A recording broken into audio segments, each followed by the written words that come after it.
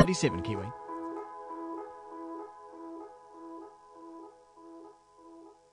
The Radio Wammo Breakfast. TV on the radio with Hamish Coleman-Ross.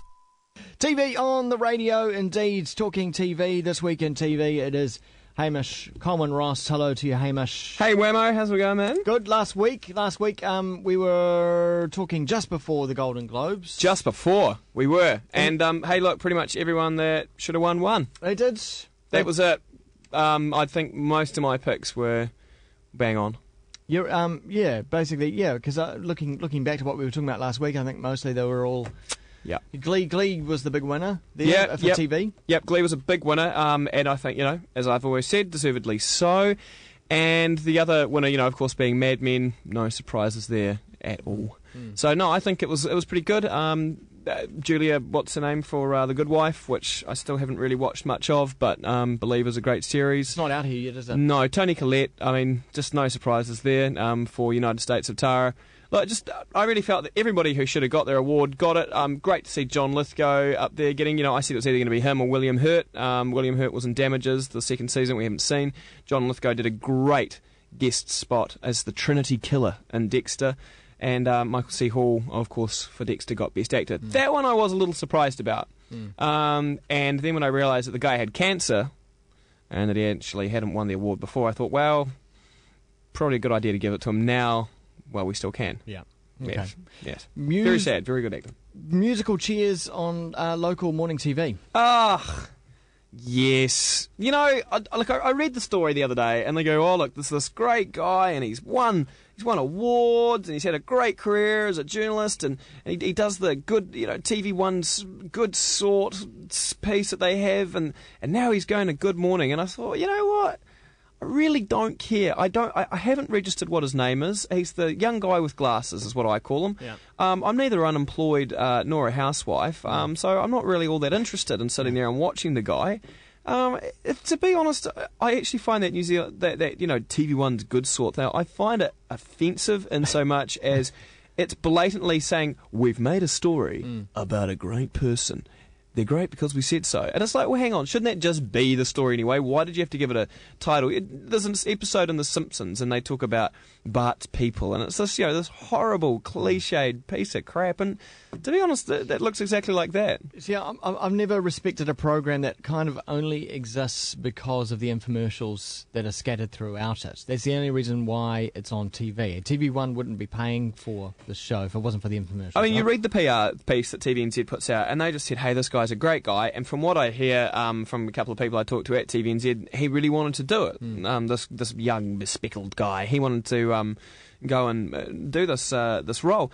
And yeah, I just don't know why you'd want to. There is no future in that television show. At the same time, there's a lot of animosity going on within the industry because of the dumping of the chap who was on before. Stephen Gray. Yeah. Yes. Well, and maybe I'm a little bit too harsh here, but Stephen I thought he was good at what he did. I think he would be better suited to maybe a late-night TV show with being able to have a bit more risque humour, because I think that was always sort of just behind what Stephen does. He does great movie reviews, but he's not the first person to lose his job in TV. Yeah. Somebody at TVNZ just decided they'd had enough, that was his time, and it was time to move on. And you know what? I think the real sign of someone who's worked in the industry is just being able to take it and go, okay, cool. So it's part of the gig, really, It's part of the game, man. It's because I'm gay. Well, you know what? No, I don't think it was, Stephen. I think maybe it just wasn't really working out.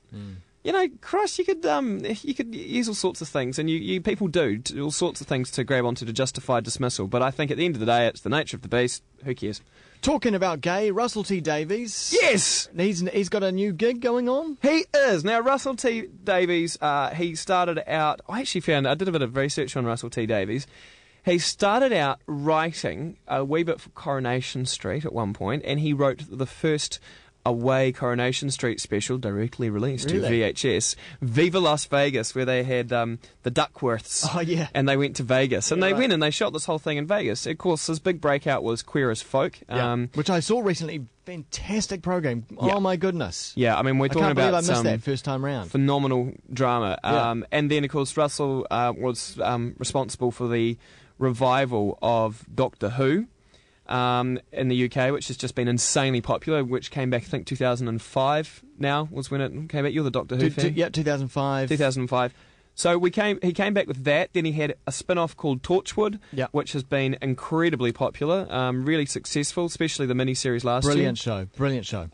And then he also has had another spin-off now too, about one of the Doctor's companions, one of the the Sarah Lane Chronicles. The Sarah Lane Chronicles, yeah. So that's got its own spin-off too, and apparently there's another one in the works. I mean, this guy really knew what he was doing in bringing back Doctor Who, and he's actually obviously able to make very good commercial TV.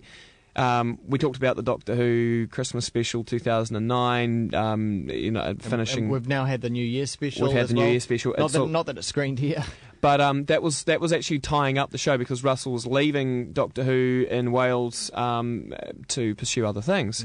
And it turns out that those other things are the US of A. And as we know, USA TV pays good money. Yes. Like, I can be really filthy, stinking rich money. Yeah. And so... doesn't pay BBC money. No public service money. It's actual real money. So he has gone over to the States and gone over to LA, and it came out last week that Torchwood, the US version, is going to be started up. Now, it looks as though it's not going to be a reincarnation, as though they're going to take, the Torchwood UK idea and Americafy it. It looks as though they're actually just going to establish that there is a Torchwood in the US as well. So Captain Jack is setting up in the US? Same characters. Hopefully there'll be some crossover. Because Captain Jack, I can't remember the name of the actor who plays Captain Jack, but he is now, he's got a role in Desperate Housewives. Yeah. So because he is an American actor. He's an American actor. Yeah. He was kind of the token American guy. Yeah. Almost playing an American cliche action hero in Torchwood. And funny ennugh, of course,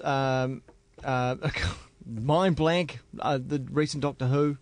Yes, David Tennant. David Tennant, yes, is also heading over to the States as well. Yeah, he's in the States playing a role as a lawyer, and the lawyer suffers from high anxiety, and so he can't appear in court, so he coaches his clients to represent themselves.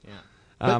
Looks like it'll be good. Just getting back to Torchwood, this is fantastic news because we were unsure whether or not there was going to be another series of Torchwood, and Torchwood fans are like, oh, come on, it was so good. It was like almost better than Doctor Who in some respects. Yeah, I think there were hints that there was going to be more Torchwood about end of November, start of December last year, but definitely I don't think anybody thought that it might be Torchwood in the US. Yeah. And I don't know if it's just going to be this one institute or a spread-out story. Now, some fans like me might be going, well, but we enjoyed it being in Wales. There was the whole, Welsh. I think because I guess that's going to go if it's going to be in the States, and I don't know how well that would transpond to the States as well.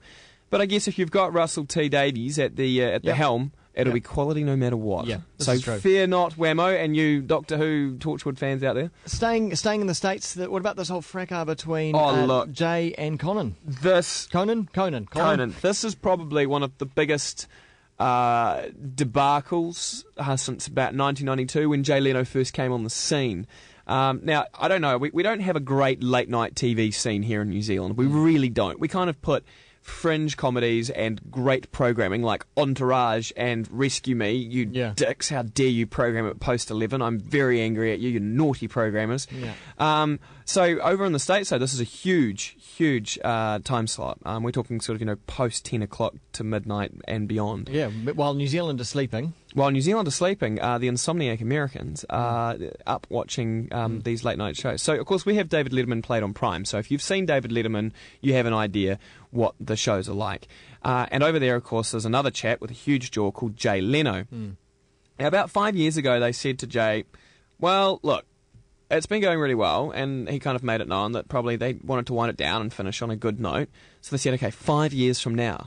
Well, 5 years passed, and 5 years came, and it was time for Jay to go. But he kind of didn't want to go from TV, so instead they gave him a primetime slot. So we're talking about a variety show type of thing with guests and music and whatever and skits at a primetime level. NBC, where he was happy to do that. And so they took Conan O'Brien, who's another late-night show host, and put him there. Conan's also quite well known for writing many of the most iconic Simpsons episodes ever. Right. And so Conan's a funny guy. Yeah. And they put him in Jay's spot. Well, it tanked. Yeah. Conan tanked, and he's not bad. He just couldn't hold that slot. Well, he's more alternative. He's more like Daily Show, kind of. Yeah, totally. Yeah. Conan's brand of comedy is not Jay's brand of comedy. So, they lost the audience and Letterman got it. Meanwhile, on the main, on the prime time slot with Jay's show, Primetime just wasn't into it. Jay wasn't into it. So to cut it long story short, they got rid of Conan. Dumped him. 42 or $45 million payout. Yeah. To get rid of him, for him just to walk. Leno's going to come back. Big Leno's other show is gone, and Letterman is just sitting there, wringing his hands, going, "Doesn't get much better than this." Yeah. And meanwhile, just very quickly, I saw that Conan was burning up NBC money by buying a big car they put on the stage and dressed it up in a mouse suit, and also by playing the Rolling Stones' Satisfaction, which cost a lot of money to play on air, and also for the replays online as well. So he's just been, in the last few days, burning as much money as he can on the show. Take that, NBC. You brought it all upon yourself. That ship's going down, and I don't even think they'll be able to afford the band to play them out like the Titanic. Thanks very much, Hamish Coleman-Ross. Check him out on Twitter, twitter.com/HamishCR.